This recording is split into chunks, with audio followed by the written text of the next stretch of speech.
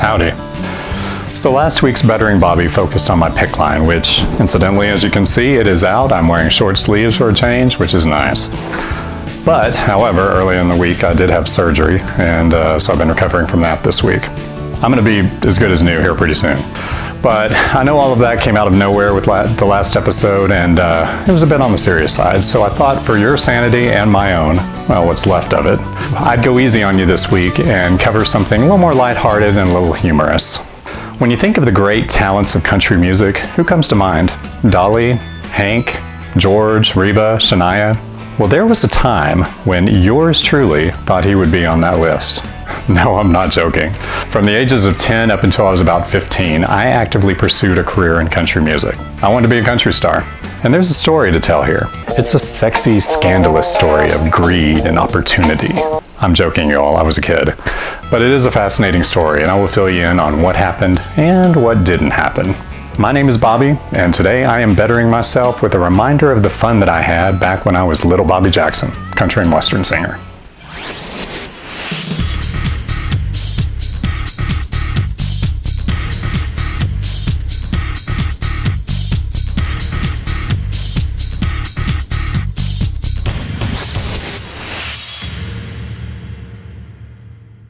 So my family has had music in their blood for generations.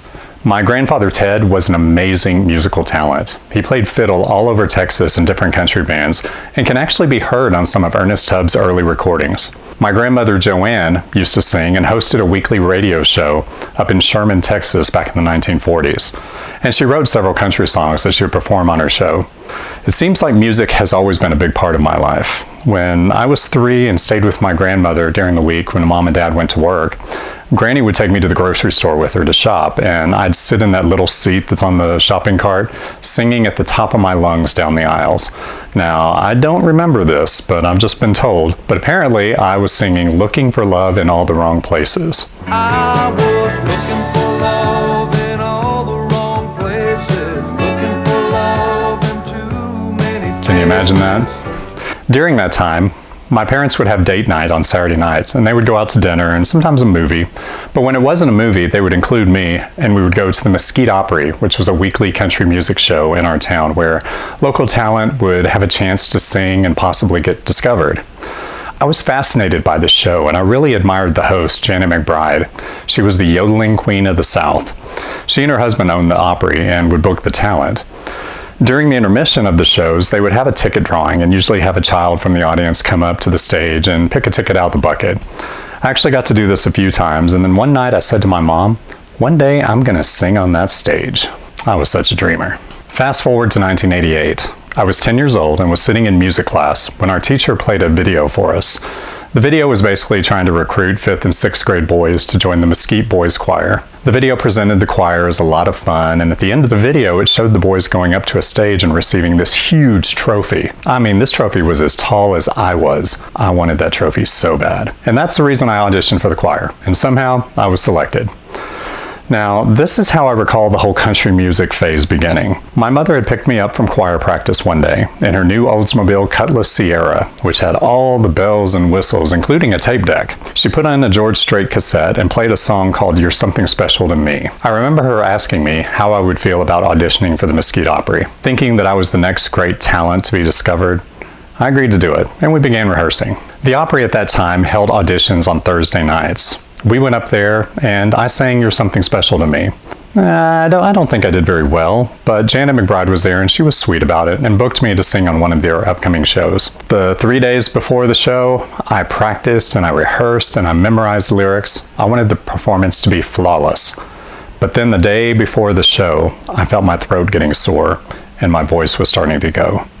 I got hysterical. I just knew my debut performance was going to be a disaster. Fortunately, one of the members of the Opry band recommended a throat lozenge that seemed to help. It tasted awful, but it worked. Janet McBride was so impressed, in fact, that she asked if I had another song ready because she thought I had improved since the audition. So Mom and I quickly put together another George Strait song, All My Exes Live in Texas. Later that night, I made my Opry debut. We're going to bring out a young fellow who's never been on our show or really anybody else's show. And it's kind of a neat little story about this fellow. When he was 5 years old and 6 and 7, they came to the Opry quite often, and he used to pull the tickets out of our little deal at the drawing. And he told his mama, he said, one day I'm going to sing on that song, that show for that lady. And so he came and tried out, and he did okay. And I told him he could do one number, but let me tell you, he went home and worked so hard that I told him he better have a second number ready because y'all were going to like him. His name is Bobby Jackson. Make him welcome them a great big hand. Come on out here, Bobby.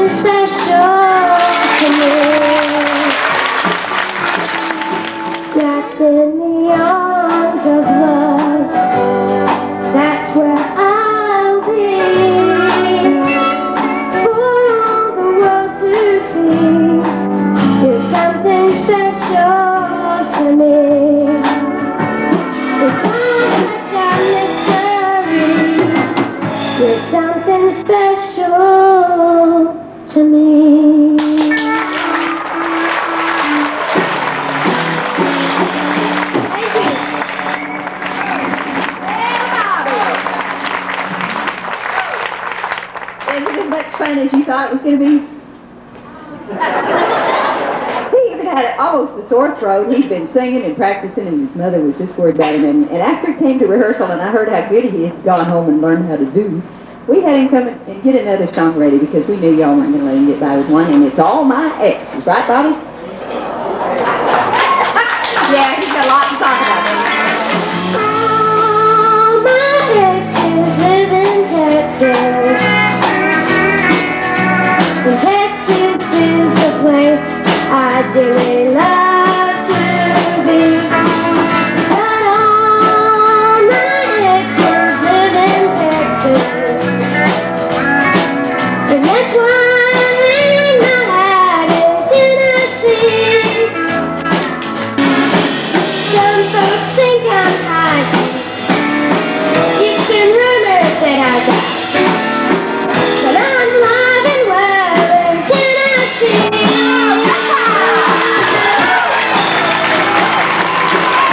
Thank you. All right, Bobby. What a great way to start at the Opry. Hey, Bobby Jackson.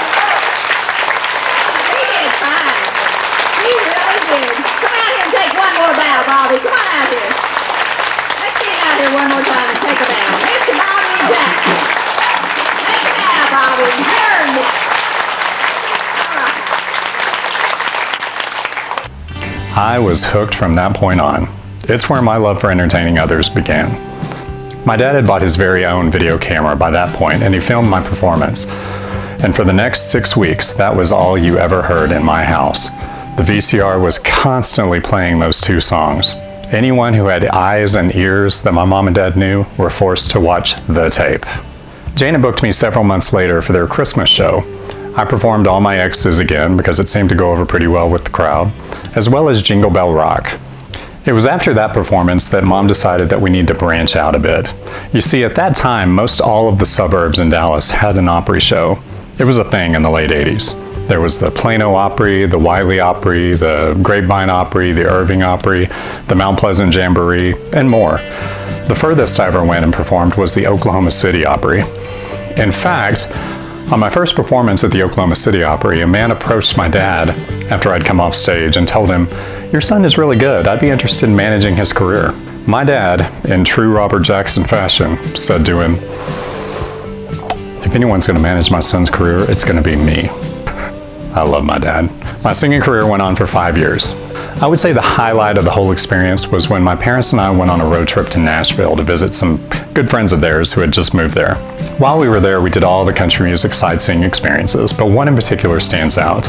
We went to the Country Music Hall of Fame Museum, and I was looking over a display, I can't remember what it was, when I felt a tap on my shoulder. I turned around, and it was this young woman smiling. I probably smiled back awkwardly. And then she asked me, "Didn't I see you sing at the Wiley Opry a few weeks ago back in Texas?" I was floored. Somebody in Tennessee knew who I was. It was amazing. The Opry Circuit, as it was called, jump-started the career of several future country singers, including the Chicks, Jessica Simpson, and LeAnn Rimes. And I was on shows with all three. I didn't really get to interact with the Chicks or Jessica, but I did have a few conversations with LeAnn. Well, if you can call them conversations when you have a 12-year-old and an 8-year-old. But her voice was a powerhouse even back then. She definitely deserved the success she's had. My very last performance was in Oklahoma City. I was on stage singing a Garth Brooks song, and right in the middle of it, my voice cracked. The joys of puberty. I was devastated. I felt like the entire auditorium was judging me and criticizing me. But I kept going like a true professional. I finished the song, I thanked the crowd, I walked off stage, and I never went back. A few days later, I sat down with my mom and told her I didn't want to do it anymore. She was sad, of course, but she was supportive. I honestly think my parents looked forward to our trips to the different Opries because I think it gave them something to do, somewhere to go. They had their circle of friends, but this was something new and exciting for all of us. Looking back, it was a fun time. Do I regret giving it up? No, not really. If I'm being completely honest, I don't necessarily believe there was a lot of talent here. I could carry a tune, and I still can. But I think in the beginning it was just more cute. You know what I mean? It was cute to see a little 10-year-old boy dressed in Western wear and little cowboy boots singing about all of his exes who live in Texas. It was cute. But then you get a little older and it's not as cute as it was before. These days, as far as singing, I do the occasional karaoke song, and for Christmas a few years ago, I recorded an album exclusively for my mother of songs that I used to sing when I was on the Opry circuit. There's only one copy of the album, and she has it, and very few people have heard any of it, and very few ever will. But it is amazing how good you can sound when you record on the computer and you have the right software. I guess the way I'm bettering myself this week with telling this story is that it makes me appreciate the time and effort my parents put into this dream. It was something special that we all three were involved with, and it was an experience that I hold close to my heart, and I always will. My dad is no longer with us, but my mom and I talk about the Opry days every now and then. But I hesitate to bring it up too much because I know that if I mention the O word, she will pop out those video cassettes and suddenly I'm watching myself on the Mesquite Opry again. Thank you so much for joining me today. I hope you enjoyed my little trip down memory lane, and I will see you next time. Take care, everyone. Love you. If you like the content of this video, be sure to hit that subscribe button to be notified when new videos are posted.